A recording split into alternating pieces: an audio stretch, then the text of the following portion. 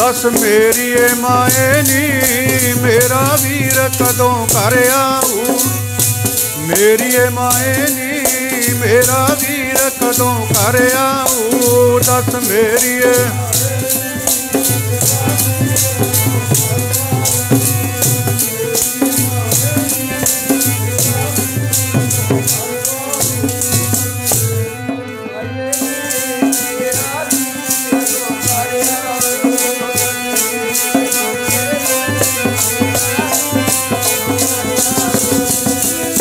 कदों कर आऊ, मेरा वीर कदों कर आऊ, वीर कदों कर आऊ, मेरा वीर कदों कर आऊ, वीर कदों कर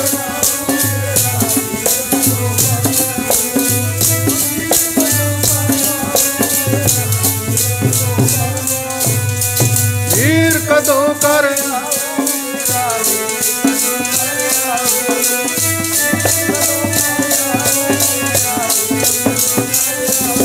दस मेरी माए नी मेरा वीर कदों कर आऊ, दस मेरी माए नी मेरा वीर कदों कर आऊ। दस मेरी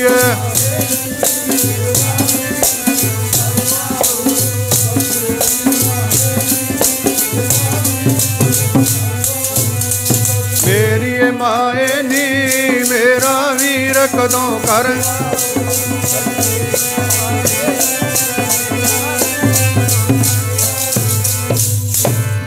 माता तृप्ता जी ने तरीका दस्या, बेबे नानकी जी ने अरदास की है। जिथे सारी लुकाई अरदासां करदी है उस अरदास दे विच बेबे नानकी दी भी अरदास शामिल है। साध संगत मेहता कालू जी ने गुरु नानक देव जी दा जदों बिहार देखिया ना लोगों के नाल, तां मन दे विच ख्याल आ गया भी इन्हां नूं किसी किरत विच पाया जावे। आप जी जानते ही हो सतगुरु गुरु नानक देव महाराज जी ने मझां भी चारियां ने, डंगर भी चारे ने। साध संगत मोदी खाना चलाया काहदे वास्ते भी गुरु नानक कोई किरत करनी सिख जाएगा।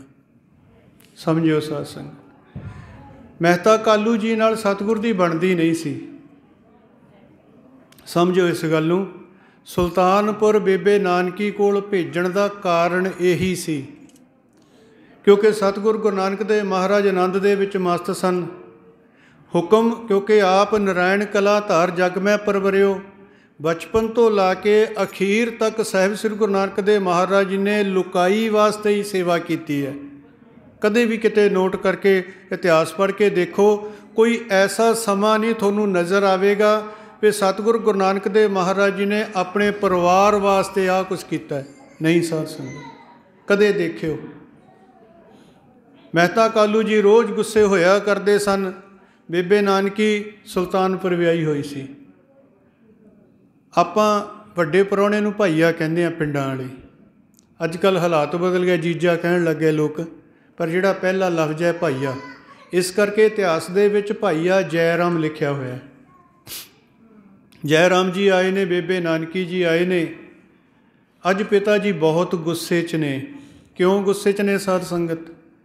गुरु नानक देव महाराज जी नूं 20 रुपये दे के कारोबार कोई किरत करन वास्ते भेजा मेहता कालू जी ने। जिहड़े अज दे प्रचारक ने ना, देखो दास की उम्र भी 50 साल हो चुकी है, 50 तो वध ही होएगी, घट नहीं। 50 सालों तो असी तो एको ही गल सुनते आ रहे हैं भी गुरु नानक देव महाराज जी नूं पिता ने 20 रुपये दिते ने। मेरा ख्याल सारिਆਂ ने यही सुनिया होवेगा। जिहड़े अज दे प्रचारक ने, इन्हां ने अपने गुरु नूं भी बदनाम करना शुरू कर दिता है। अपनी शोभा खट्टण वास्ते, अपनी वडियाई कराउण वास्ते कहणगे जी उस वेले 20 रुपये तो चलते ही नहीं सी। समझो साध संगत, ये क्यों हो रहा है कुछ? क्योंकि सानू जिन्ने भी आपां बैठे आ ना, आपां नूं गुरु दे नालों तोड़न दा यतन किया जा रहा है। समझो इस गल नूं। मेरे सतगुर ने कट्टड़वादता नहीं सिखाई। ये गल कहणगे इत्थे जवाब की है? जे दास 50 सालों तो ये गल सुनता आ रहा है, जिहड़े मेरे तो वड्डे बजुर्ग बैठे ने, मेरा ख्याल इन्होंने भी यही सुनिया होवेगा। ਇਹ ਤਾਂ ਸਾਡੇ ਬਜ਼ੁਰਗਾਂ ਦਾ ਇਤਿਹਾਸ ਹੈ ਅਤੇ ਸਾਡੇ ਬਜ਼ੁਰਗਾਂ ਨੇ ਸੁਣਾਇਆ ਸਾਨੂੰ। ਜੇ ਅਸੀਂ ਪੜ੍ਹਦੇ ਹਾਂ ਭਾਈ ਵਾਲੇ ਵਾਲੀ ਜਨਮ ਸਾਖੀ ਜਿਹੜੀ ਪ੍ਰਮਾਣਿਤ ਹੈ, ਉਹਦੇ ਵਿੱਚ ਵੀ 20 ਰੁਪਈਏ ਹੀ ਲਿਖੇ ਨੇ। ਸਤਿਗੁਰੂ ਗੁਰੂ ਨਾਨਕ ਦੇਵ ਮਹਾਰਾਜ ਜੀ ਨੇ ਭਾਈ ਵਾਲੇ ਨੂੰ ਨਾਲ ਭੇਜਿਆ। ਭਾਈ ਵਾਲਾ ਗੁਰੂ ਨਾਨਕ ਦੇਵ ਮਹਾਰਾਜ ਜੀ ਤੋਂ 3 ਸਾਲ ਛੋਟਾ ਸੀ, ਪਰ ਮਹਿਤਾ ਕਾਲੂ ਜੀ ਭਾਈ ਵਾਲੇ ਨੂੰ ਗੁਰੂ ਨਾਨਕ ਜੀ ਨਾਲੋਂ ਸਿਆਣਾ ਸਮਝਦੇ ਸਨ। ਸਮਝੋ ਇਸ ਗੱਲ ਨੂੰ। ਇਸ ਕਰਕੇ ਭਾਈ ਵਾਲੇ ਨੂੰ ਨਾਲ ਭੇਜਦੇ ਸਨ। ਜਿੱਥੇ ਵੀ ਜਾਂਦੇ ਸੀ ਗੁਰੂ ਨਾਨਕ ਜੀ ਭਾਈ ਵਾਲੇ ਨੂੰ ਨਾਲ ਭੇਜਦੇ ਸੀ। ਵਾਲਿਆ ਜਾ ਗੁਰੂ ਨਾਨਕ ਦੇ ਨਾਲ। ਅੱਜ 20 ਰੁਪਏ ਦਿੱਤੇ ਨੇ, ਗੁਰੂ ਨਾਨਕ ਸਾਹਿਬ ਨੂੰ ਨਹੀਂ ਦਿੱਤੇ, ਭਾਈ ਵਾਲੇ ਨੂੰ ਫੜਾਏ ਨੇ। ਵਾਲਿਆ ਜਾਂ ਸੱਚੀ ਕੋਈ ਕਿਰਤ ਕਰਕੇ ਆਇਓ, ਜਿਹਦੇ ਵਿੱਚੋਂ 2 ਪੈਸੇ ਮੁਨਾਫਾ ਹੋਵੇ, ਉਹ ਕਿਰਤ ਕਰਨੀ ਹੈ। ਭਾਈ ਵਾਲਾ ਜੀ ਗੁਰੂ ਨਾਨਕ ਦੇਵ ਮਹਾਰਾਜ ਜੀ 7 ਵਚਨ ਕਹਿ ਕੇ ਤੁਰ ਪਏ ਨੇ। ਰਾਏ ਭੋਇੰ ਦੀ ਤਲਵੰਡੀ ਤੋਂ ਚੂੜਕਾਣੇ ਸਤਿਗੁਰੂ ਗਏ ਨੇ। ਚੂੜਕਾਣੇ ਛੋਟਾ ਜਿਹਾ ਕਸਬਾ ਹੈ, ਜਿਵੇਂ ਆਪਾਂ ਬਲਾਚੌਰ ਸ਼ਹਿਰ ਲੈ ਲਈਏ, ਪਿੰਡ ਤੋਂ ਜਾਈਏ ਵੀ ਸ਼ਹਿਰ ਹੈ। ਉੱਥੇ ਗਏ ਨੇ, ਰਸਤੇ ਵਿੱਚ ਇੱਕ ਸਾਧੂਆਂ ਦੀ ਮੰਡਲੀ ਮਿਲ ਗਈ। ਸਮਝੋ ਸਾਧ ਸੰਗਤ, ਸਾਧੂਆਂ ਦੀ ਮੰਡਲੀ ਮਿਲ ਗਈ। ਚੱਦਰ ਵਿਛਾਈ ਹੋਈ ਹੈ, ਚੌਂਕੜੇ ਮਾਰ ਕੇ ਬੈਠੇ ਨੇ, ਪਰ ਹੱਥ ਵਿੱਚ ਜਿਹੜੀਆਂ ਤਸਵੀ ਜਿਹੜੀ ਮਾਲਾ ਹੈ ਉਹ ਰੱਖੀ ਬੈਠੇ ਨੇ। ਗੁਰੂ ਨਾਨਕ ਦੇਵ ਮਹਾਰਾਜ ਜੀ ਉੱਥੋਂ ਲੰਘੇ, ਬਾਲੇ ਨੂੰ ਕਹਿਣ ਲੱਗੇ, ਬਾਲਿਆ ਸਾਧੂ ਬੈਠੇ ਨੇ, ਮਿਲ ਚੱਲੀਏ। ਬਾਲਾ ਕਹਿੰਦਾ, ਮਹਾਰਾਜ ਆਪਾਂ ਜਿਹੜੇ ਕੰਮ ਲਈ ਚੱਲੇ ਹਾਂ ਆਪਾਂ ਉੱਥੇ ਜਾਈਏ। ਕਹਿੰਦੇ ਚਲੇ ਜਾਣਾ, ਆਪਾਂ ਉਹ ਕੰਮ ਵੀ ਤਾਂ ਕਰਨਾ ਹੀ ਹੈ, ਪਹਿਲਾਂ ਸਾਧੂਆਂ ਨੂੰ ਮਿਲ ਚੱਲੀਏ। ਜਦੋਂ ਉੱਥੇ ਗਏ ਨੇ, ਦੇਖਿਆ ਮਾਲਾ ਰੱਖੀ ਬੈਠੇ ਨੇ, ਚਿਹਰੇ ਉਦਾਸ ਹੋਏ ਨੇ। ਪੁੱਛਣਾ ਕੀਤਾ ਵੇ ਕੀ ਗੱਲ ਗੁਰਮੁਖੋ, ਤੁਸੀਂ ਰੱਬ ਦੇ ਪਿਆਰੇ ਹੋ, ਨਾਮ ਭਗਤੀ ਜਪਣ ਵਾਲੇ ਹੋ, ਤੁਹਾਡੇ ਚਿਹਰੇ 'ਤੇ ਤਾਂ ਸਰੂਰ ਚਾਹੀਦਾ, ਪਰ ਤੁਸੀਂ ਧੌਣਾ ਸੁੱਟੀ ਬੈਠੇ ਹੋ। ਉਹ ਕਹਿਣ ਲੱਗੇ, ਧੌਣਾ ਸੁੱਟੀਏ ਨਾ ਤਾਂ ਕੀ ਕਰੀਏ, ਕਈ ਦਿਨ ਹੋ ਗਏ ਸਾਧੂ ਭੁੱਖੇ ਨੇ, ਕੋਈ ਅੰਨ ਦੀ ਕਣੀ ਅੰਦਰ ਨਹੀਂ ਗਈ, ਅਤੇ ਭੁੱਖੇ ਭਗਤ ਨਾ ਕੀਜੈ ਜੈ ਮਾਲਾ ਆਪਣੀ। ਇੱਕ ਵੀਰ ਜੀ ਦਾ ਵਚਨ ਹੈ, ਭੁੱਖਿਆਂ ਤੋਂ ਭਗਤੀ ਨਹੀਂ ਹੁੰਦੀ, ਚੱਕ ਆਪਣੀ ਮਾਲਾ। ਭੁੱਖੇ ਭਗਤ ਨਾ ਕੀਜੈ ਜੈ ਮਾਲਾ ਆਪਣੀ ਲੀਜੈ। ਚੱਕ ਪਈ ਹੈ। ਜੇ ਤੂੰ ਸਾਨੂੰ ਰੋਟੀ ਨਹੀਂ ਦੇ ਸਕਦਾ ਹੈ, ਸਾਨੂੰ ਅੰਜਲ ਨਹੀਂ ਦੇ ਸਕਦਾ ਹੈ, ਤਾਂ ਫਿਰ ਭਗਤੀ ਕਾਹਦੇ ਵਾਸਤੇ? ਇਹਦਾ ਮਤਲਬ ਇਹ ਹੈ। ਪਰ ਸਾਧ ਸੰਗਤ ਇੱਕ ਹੋਰ ਗੱਲ ਗੌਰ ਕਰਿਓ, ਕਸਵੱਟੀ ਬੜੀ ਹੈ ਇਸ ਮਾਰਗ 'ਤੇ। ਜਿਹੜਾ ਸਿਮਰਨ ਭਜਨ ਵਾਲਾ ਨਾ ਬੜੀ ਕਸਵੱਟੀ ਹੈ, ਉਹ ਦੁਨਿਆਵੀ ਪਦਾਰਥ ਵੱਲੋਂ ਹਮੇਸ਼ਾ ਤੰਗ ਰਹੇਗਾ। ਕਦੇ ਨੋਟ ਕਰਿਓ, ਕਾਰਨ ਇਹਦਾ ਬੜਾ ਵੱਡਾ ਹੈ। ਇਹ ਨਾ ਸਮਝਣਾ ਵੀ ਉਹ ਮਾਲਕ ਦੀ ਉਹਦੇ 'ਤੇ ਕਿਰਪਾ ਨਹੀਂ, ਕਿਉਂਕਿ ਜਿਹੜੀ ਦਾਤ ਵਾਹਿਗੁਰੂ ਨੇ ਉਸ ਜੀਵ ਨੂੰ ਦੇਣੀ ਹੈ ਨਾ, ਉਹ ਕਿਸੇ ਨੂੰ ਨਹੀਂ ਮਿਲਦੀ। ਫਿਰ ਉਹ ਕਿਉਂ ਦਿੰਦਾ ਹੈ? ਤੰਗੀ ਕਰਦਾ ਕਿਉਂ ਹੈ? ਉਹਨੇ ਹੁਕਮ ਵਿੱਚ ਲਿਆਉਣਾ ਹੈ। ਉਹਦਾ ਸਬਰ ਦੇਖਦਾ, ਉਹਦਾ ਸੰਤੋਖ ਦੇਖਦਾ ਵੀ ਇਹ ਕਿੱਥੇ ਤੱਕ ਜਾਂਦਾ ਹੈ।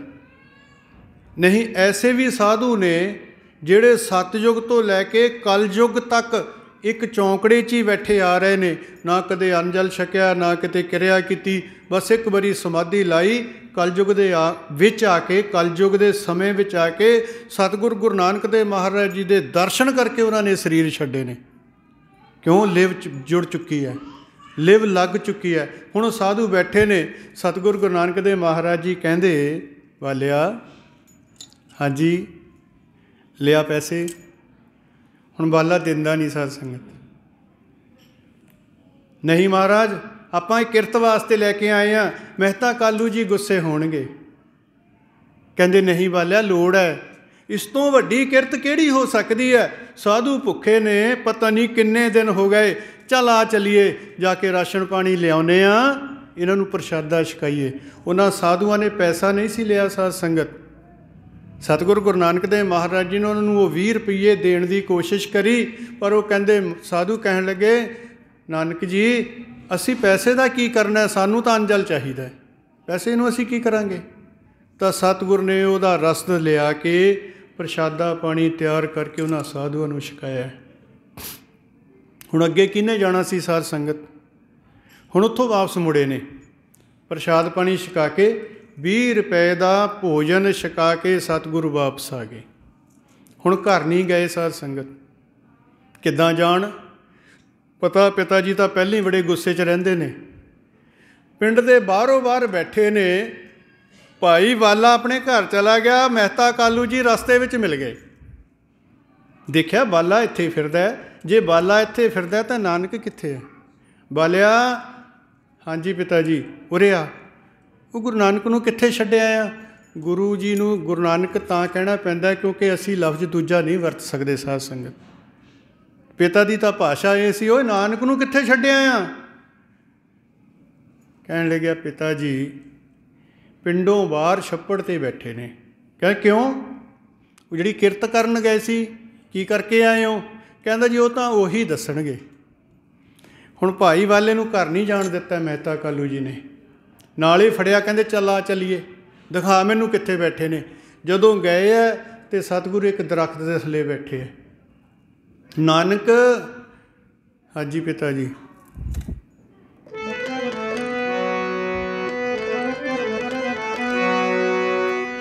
ਤੇਰਾ ਜਸ ਲਿਖਿਆ ਨਾ ਜਾਵੇ, ਲੱਖਾਂ ਮਣਾ ਕਾਗਜ਼ਾਂ ਤੇ ਜਸ ਲਿਖਿਆ ਨਾ ਜਾਵੇ, ਲੱਖਾਂ ਮਣਾ ਕਾਗਜ਼ਾਂ ਤੇ ਤੇਰਾ ਜਸ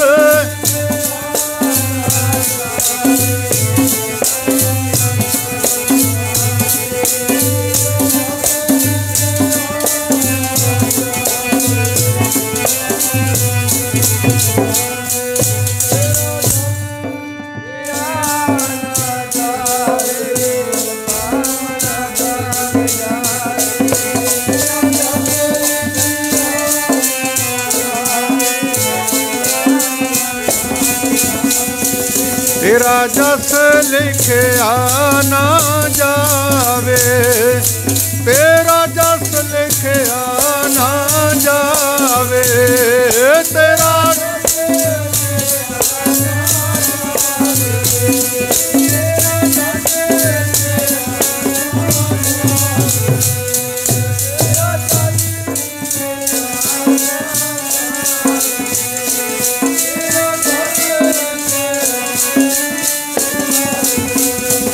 ਤੇਰਾ ਜਸ ਲਿਖਿਆ ਨਾ ਜਾਵੇ, ਲੱਖਾਂ ਮਣਾ ਕਾਗਜ਼ਾਂ ਤੇ ਤੇਰਾ ਜਸ ਲਿਖਿਆ ਨਾ ਜਾਵੇ, ਲੱਖਾਂ ਮਣਾ ਕਾਗਜ਼ਾਂ ਤੇ ਤੇਰਾ ਜਸ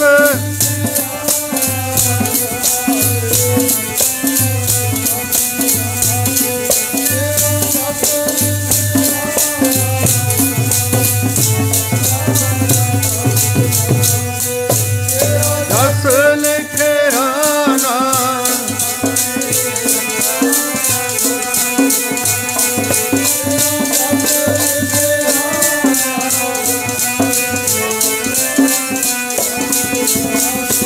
ਪਿਆਰੇ ਨਾਨਕ ਕਾਗਦ ਲੱਖ ਮਣਾ ਪੜ ਪੜ ਕੀਚੈ ਪਾਓ, ਮਸੂ ਟੋਟ ਨ ਆਵਈ ਲਿਖਣ ਪਾਉਣ ਚਲਾਓ, ਭੀਤਰ ਕੀਮਤ ਨਾ ਪਵੈ ਹੋ ਕੇ ਵਡਿਆਖਾ ਨਾ ਹੋ।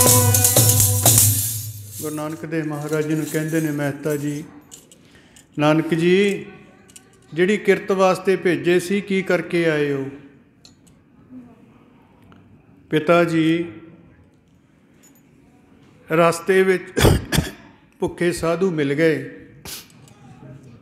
ਜਿਹੜੀ ਕਈ ਦਿਨਾਂ ਤੋਂ ਭੁੱਖੇ ਸਨ, ਪਰਮੇਸ਼ਰ ਦਾ ਨਾਮ ਜਪਣ ਵਾਲੇ ਸਨ। ਉਹਨਾਂ ਤੋਂ ਭਗਤੀ ਨਹੀਂ ਸੀ ਹੋ ਰਹੀ। ਕਿਉਂ ਨਹੀਂ ਸੀ ਹੋ ਰਹੀ? ਕਿਉਂਕਿ ਪ੍ਰਸ਼ਾਦ ਪਾਣੀ ਦੀ ਦਿੱਕਤ ਸੀ, ਪ੍ਰਸ਼ਾਦਾ ਪਾਣੀ ਮਿਲਿਆ ਨਹੀਂ ਸੀ। ਅਤੇ ਜਿਹੜੇ ਤੁਸੀਂ 20 ਰੁਪਏ ਦਿੱਤੇ ਸੀ, ਮੇਰੇ ਮਨ ਵਿੱਚ ਇਹ ਖਿਆਲ ਆਇਆ ਵੀ ਇਸ ਤੋਂ ਵਧੀਆ ਕਿਰਤ ਕਿਹੜੀ ਹੋ ਸਕਦੀ ਹੈ। ਆਪ ਜੀ ਨੇ ਸੱਚੀ ਸੁੱਚੀ ਕਿਰਤ ਕਰਨ ਵਾਸਤੇ ਕਿਹਾ ਸੀ, ਅਤੇ ਮੇਰੇ ਮਨ 'ਚ ਖਿਆਲ ਆ ਗਿਆ ਵੀ ਇਸ ਤੋਂ ਵਧੀਆ ਕਿਰਤ ਕੋਈ ਨਹੀਂ ਹੋ ਸਕਦੀ। ਕਿਸੇ ਨੂੰ ਭੁੱਖੇ ਨੂੰ ਪ੍ਰਸ਼ਾਦਾ ਛਕਾ ਦੇਣਾ, ਪਿਆਸੇ ਨੂੰ ਪਾਣੀ ਪਿਲਾ ਦੇਣਾ, ਇਸ ਤੋਂ ਵੱਡੀ ਕਿਰਤ ਕੋਈ ਨਹੀਂ ਹੋ ਸਕਦੀ। ਨਿਰੰਕਾਰ ਦੀ ਕਿਰਤ ਜਾਣ ਕੇ ਪਿਤਾ ਜੀ ਮੈਂ ਤਾਂ ਉਹ 20 ਰੁਪਏ ਉੱਥੇ ਖਰਚ ਕਰ ਆਇਆ। ਸਾਧ ਸੰਗਤ,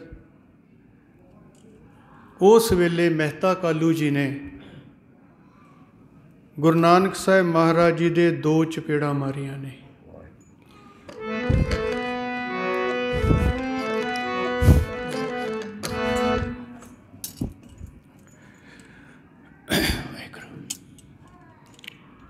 ਆਪਾਂ ਅੱਜ ਕਹੀ ਜਾਂਦੇ ਹਾਂ सच की किरत बड़ी औखी है। इतिहास लिखता है दो चपेड़ा मारिया मूँह लाल हो गया, बोले नहीं कुछ।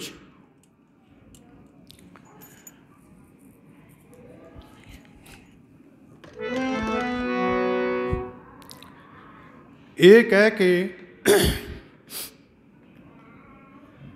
नाल नहीं लैके आए, कहते अज तो बाद मेरे घर वड़न की लोड़ नहीं, जे तैं यही कुछ करना है जिथे तेरा जी करदा चलिया जा। ये गल तो अज भी पिता कहंदा है। जे बच्चा नलैक होवे तां पिता अज भी ये गल कहंदा है कि जे तू दुनियावी काम नहीं कर सकता है, जे दुनियावी किरत नहीं कर सकता तो मेरे घर तेरे वास्ते कोई जगह नहीं। पर साध संगत इस खेड नूं समझना औखा बड़ा है, इन्ना सौखा नहीं, बड़ा औखा है। बेबे नानकी नूं सद्दिया, भाई जा जयराम जी आए ने, सारी गल दसी 20 रुपइयां वाली। अज फिर गुस्से च आके, क्योंकि क्रोधी बहुत सन, बड़ा गुस्सा आउंदा सी। अज फिर जदों उठे ने ना गुरु नानक साहब मारन वास्ते, आपां बड़ी वारी सुनिया, सुनदे ना बड़ी वारी, तां बेबे नानकी ने रोक लिया, मेरे वीर दे चपेड़ा ना तू मार बाबला, मेरे वीर दे चपेड़ा ना तू मार बाबला, मेरे वीर दे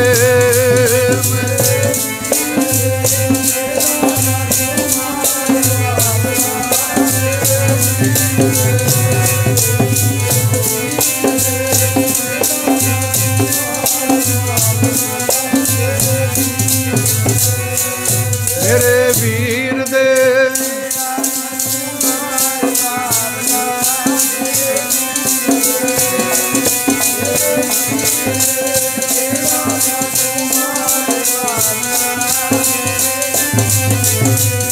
हो मेरे वीर दे चपेड़ा ना तू मार बाबला, मेरे वीर दे चपेड़ा ना तू मार बाबला, मेरे वीर दे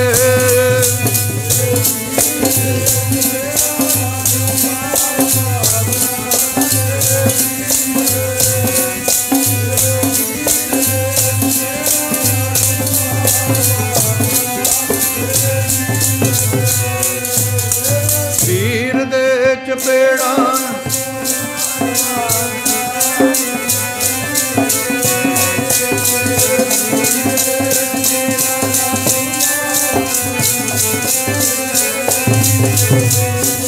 तेरे घर आया आप निरंकार बाबला, मेरे वीर दे तेरे घर आया आप निरंकार बाबला, मेरे वीर दे तेरे घर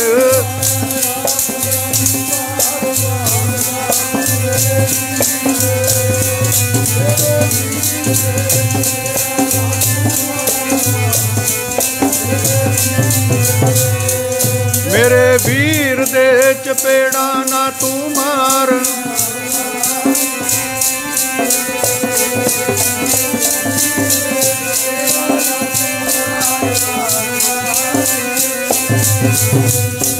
तेरे घर आया आप निरंकार, तेरे घर आया आप निरंकार,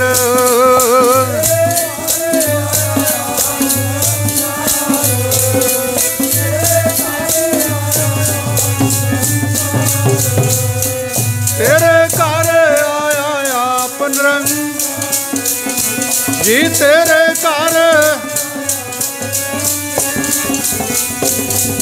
घर आया आप निरंकार बाबला मेरे वीर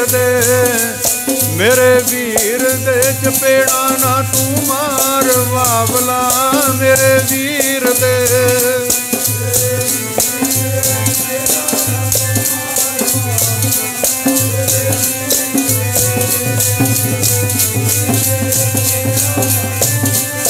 बाबला मेरे वीर दे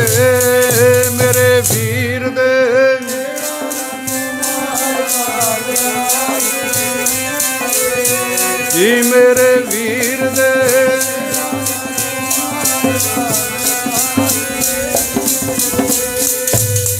बेबे नानकी ने रोकिया ना पिता जी ना करो। साध संगत गुरु नानक देव महाराज जी नूं ਮਹਿਤਾ ਕਾਲੂ ਜੀ ਨੇ ਆਖਿਆ ਬੇਬੇ ਨਾਨਕੀ ਨੂੰ ਬੇਬੇ ਇਹਨਾਂ ਨੂੰ ਤੁਸੀਂ ਆਪਣੇ ਕੋਲ ਲੈ ਜਾਓ। ਜਦੋਂ ਵੀ ਮੈਂ ਇਹਦਾ ਚਿਹਰਾ ਦੇਖਦਾ ਮੇਰਾ ਮਨ ਕ੍ਰੋਧ ਨਾਲ ਭਰ ਜਾਂਦਾ ਹੈ। ਬੇਬੇ ਨਾਨਕੀ ਜੀ ਲੈ ਗਏ ਨੇ ਨਾਲ ਸੁਲਤਾਨਪੁਰ।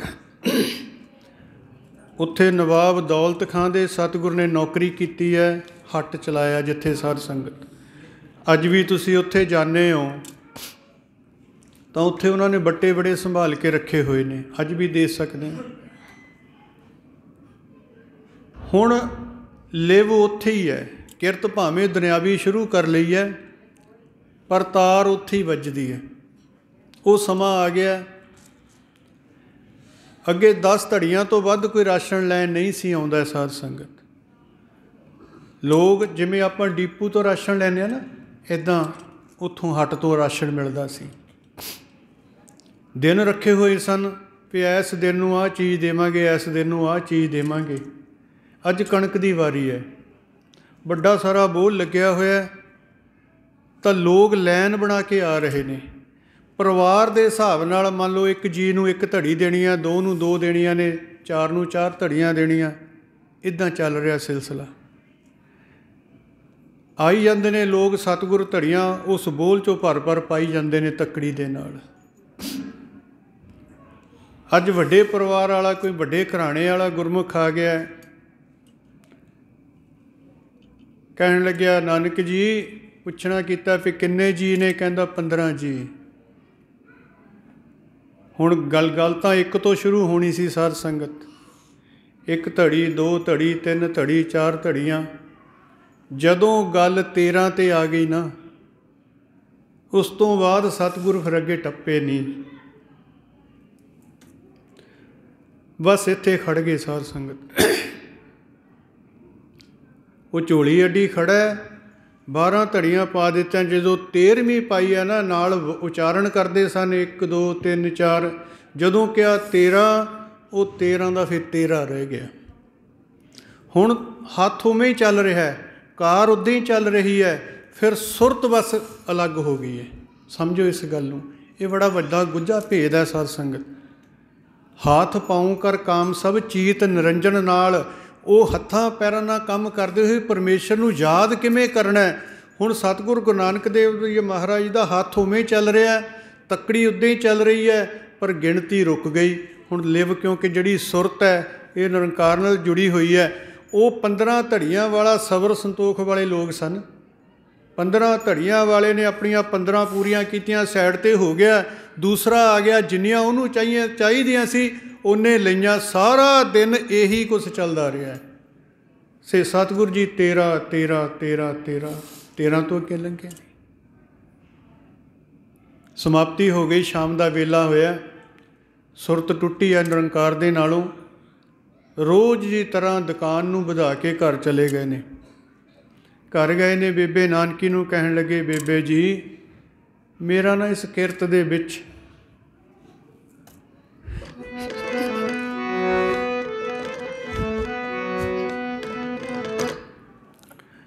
ਜੀ ਨਹੀਂ ਲੱਗਦਾ। ਬੇਬੇ ਕਹਿਣ ਲੱਗੀ, ਵੀਰਾ ਦੇਖੀ ਹੁਣ ਨਾ ਇਹੋ ਜਿਹਾ ਕੁਛ ਕਰੀ। ਬੜੀ ਮੁਸ਼ਕਿਲ ਨਾਲ, ਬੜੀਆਂ ਸਿਫਾਰਸ਼ਾਂ ਪਾ ਕੇ ਤੈਨੂੰ ਇਹ ਨੌਕਰੀ ਦਵਾਈ ਹੈ। ਜੇ ਤੂੰ ਹੁਣ ਇਹੋ ਜਿਹਾ ਕੁਛ ਕਰੇਂਗਾ ਤਾਂ ਤੇਰੇ ਭਾਈਏ ਦੀ ਬਦਨਾਮੀ ਹੋਵੇਗੀ।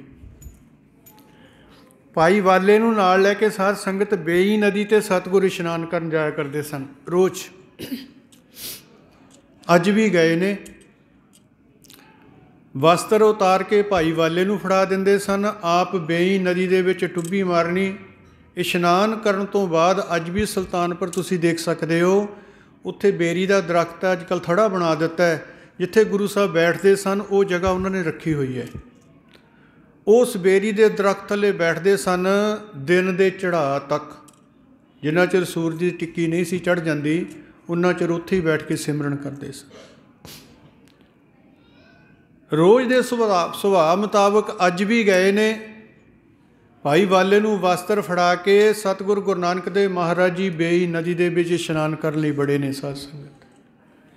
ਜਦੋਂ ਟੁੱਬੀ ਮਾਰੀ ਹੈ, ਭਾਈ ਵਾਲਾ ਦੇਖ